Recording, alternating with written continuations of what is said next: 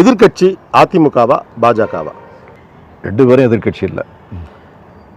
இது புதுசாக இருக்குது. கலைஞர் கருணாநிதி பாசத்திற்குரிய அப்பாவா மதிப்பிற்குரிய தலைவரா? ரெண்டும் தான். இப்படின்னு சொல்லக்கூடாது.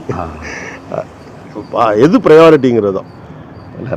தலைவராக மதிப்பிற்குரியவர், தந்தையாக பாசத்திற்குரியவர். ரைட். அம்மா சமையலா மனைவி சமையலா? ரெண்டு பேருக்கு சண்டை போடணும்னு சண்டை முட்டி விடணும். அப்படிலாம் இல்லையே, நியாயமாக தான் கேட்குறேன். அம்மா சமையலா மனைவி சமையலா?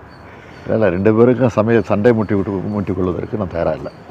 அப்போ அதில் எதுவும் இருக்குது இல்லை, குறைஞ்சபட்சம் இப்படி பிரித்து விட்ருவாமா, அசைவத்திற்கு ஒருத்தங்க சைவத்துக்கு ஒருத்தங்கன்னா சொல்லி சமாதானப்படுத்திடலாமான்னு. அப்போ இன்னமும் இதெல்லாம் இருக்குது? இல்லை இல்லை, அப்படி இல்லை. நான் வெளிப்படையாக சொல்ல விரும்பலை. அம்மா சமையல் தான் முதல்ல, அடுத்து மனைவி சமையல். ரைட்டு, போச்சு. தமிழ்நாடா தமிழகமா? தமிழ்நாடு தமிழ்நாடு தமிழ்நாடு. 2024 மோடியா ராகுல் காந்தியா? மக்கள் எடுக்கக்கூடிய முடிவு. திராவிட மாடலா குஜராத் மாடலா? திராவிட மாடல். அமைச்சர் உதயநிதி நடிகர் உதயநிதி? அமைச்சர் உதயநிதி. அவரும் நடிக்க மாட்டேன்ட்டார் இனிமே. அறிஞர் அண்ணாவா தந்தை பெரியாரா?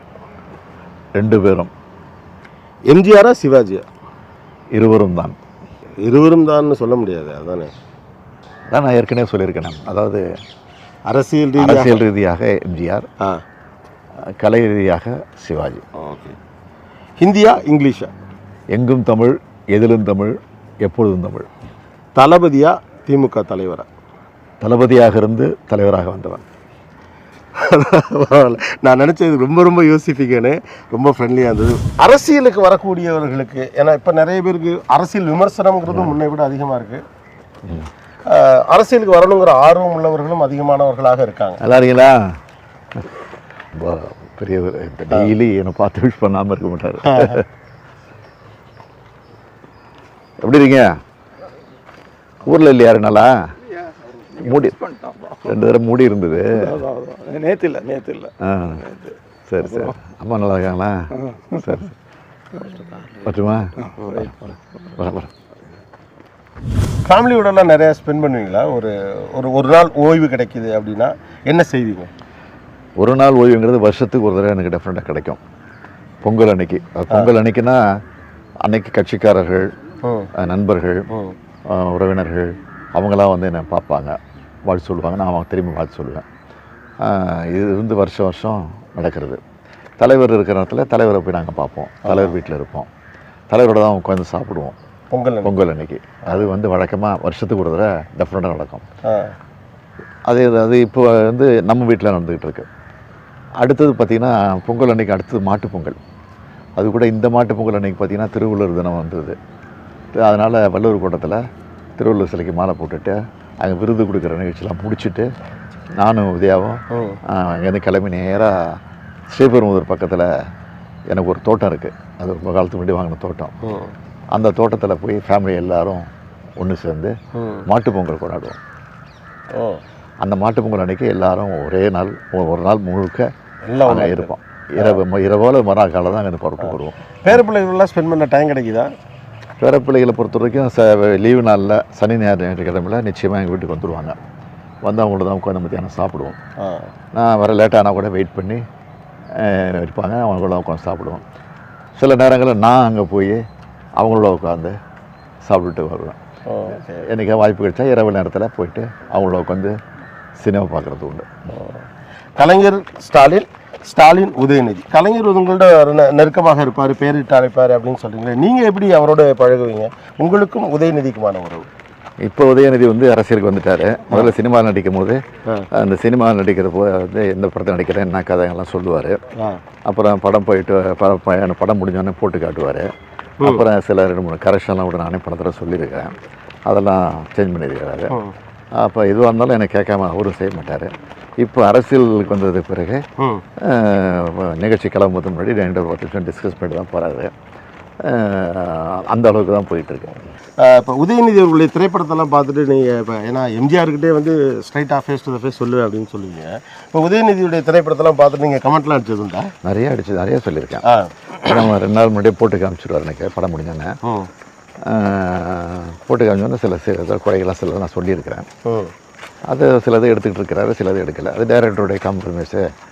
நான் என்ன பண்ண முடியும் அப்படின்னு அவர் சொல்லிடுவார். சரி நானும் விட்டுடுவேன் அதோட. அது அவ்வளோதான். ஓகே. பல முறை சொல்லியிருக்கேன். நல்ல சீன்லாம் பாராட்டியிருக்கிறேன். எனக்கு உடன்படாத சீனெல்லாம் சுட்டி காமிச்சிருக்கிறேன். ஓகே.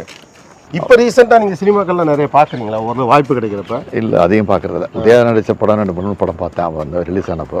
ரஜினி படம் அடிக்கடி ஏதாவது அவன் ரிலீஸ் ஆகும்போது அவர் சொன்னார்னா அந்த படம் போய் பார்ப்பேன். அது பார்த்துருக்கேன். ஓகே. தேட்டரில் போய் பார்க்குறது ரொம்ப நாள் ஆகிடுச்சு. பள்ளிக்கூட நண்பர் கூட இப்போவும் தொடர்பு இருக்கா? ஒரு இப்போ கூட கிருஷ்ணகாலேஜ் ஸ்கூலில் அந்த ஃபங்க்ஷன் நடக்கும். இப்போ 10th year, 25th year, 50th இயர்லாம் நடந்துச்சு. அந்த ஓல்டு ஸ்டூடெண்ட்ஸோட ஃபங்க்ஷன்லாம் கூட நடந்தது. போயிருக்கிறேன். அதே மாதிரி நான் வந்து கிருஷ்ண காலேஜ் ஸ்கூலில் இதே மாதிரி அட்மிஷன் அப்போ வந்து எனக்கு ஒரு சிக்கல் ஏற்பட்டுச்சு.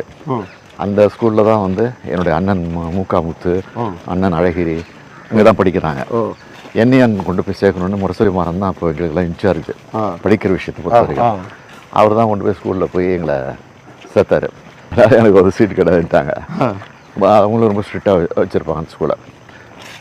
கிடையாதுன்னு சொன்ன பிறகு அதுக்கப்புறம் அப்போ அன்றைக்கி சென்னையில் மாநகரத்தினுடைய மேயராக வந்து குசேலர் இருந்தார்.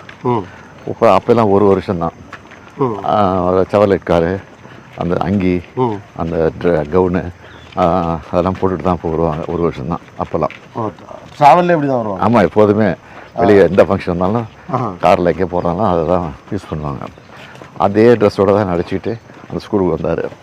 அப்போ வந்து அந்த காம்பவுண்டுக்குள்ளே கார்லாம் யாரையும் அலோவ் பண்ண மாட்டாங்க. அவ்வளோ கெடுபடியான ஸ்கூல் அது. மேயர் காரனால உள்ள எங்களை அலோவ் பண்ணாங்க.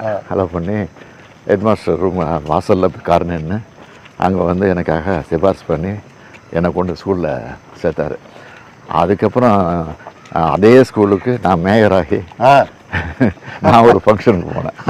அதெல்லாம் கோட் பண்ணி பேசினேன். அப்போ இல்லை, அதில் ரொம்ப ஆர்வமாக இருக்கும்ல. இதே இடத்துல பள்ளிக்கூடத்தில் சீட்டுக்காக நின்ற இடத்துல நம்மளே மேயராக போகிறது அப்படின்னு. மேயராக போனேன். அதுக்கப்புறம் உள்ளாட்சித்துறை அமைச்சராக போனேன். அதுக்கப்புறம் துணை முதலமைச்சராகவும் போனேன். அதுக்கப்புறம் முதலமைச்சராகவும் அடிக்கடி போயிட்டுருக்கேன். மகிழ்ச்சி. இந்தியாவிலே உங்களுக்கு ரொம்ப பிடிச்ச கிடையாது ரெஸ்ட் எடுக்கிறது அல்லது ஹாப்பியாக இருக்கும், போனாலே ரிலாக்ஸ் ஆகிடும் அப்படிங்கிற மாதிரி? இது வரைக்கும் அந்த வாய்ப்பு கிடைக்கல. கிடைச்சதுன்னா உங்கள்கிட்ட சொல்கிறேன். போக முடியலைங்கிறீங்களா? இது வரைக்கும் போகல. தேங்க்யூ. இவ்வளோ நேரம் டைம் கொடுத்து ரொம்ப ஃப்ரெண்ட்லியாக ஒரு சலனமே இல்லாமல் போகிறதுக்கான வாய்ப்பு கிடைச்சது. I am so happy. உங்களை இன்னைக்கு சந்திச்சதில் ரொம்ப மகிழ்ச்சி. மிக்க மகிழ்ச்சி. தேங்க்யூ. Thank you sir. நன்றி சார். ரொம்ப நன்றி சார்.